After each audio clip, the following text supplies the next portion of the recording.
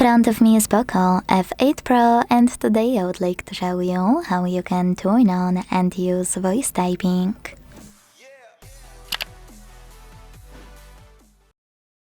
First of all, you need to launch your keyboard and click on the microphone icon at the top right corner.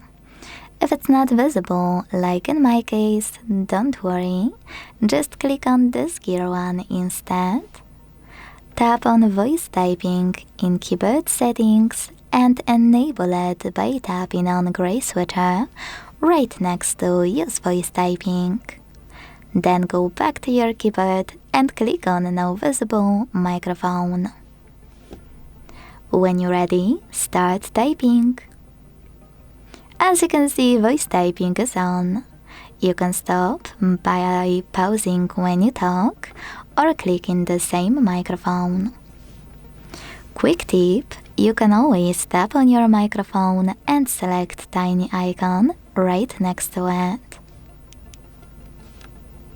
This way you can use voice typing from this toolbar.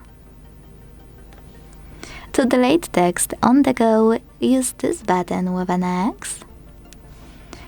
To move your toolbar around, just hold it and drag it. To access some available options, click on those three lines on the left.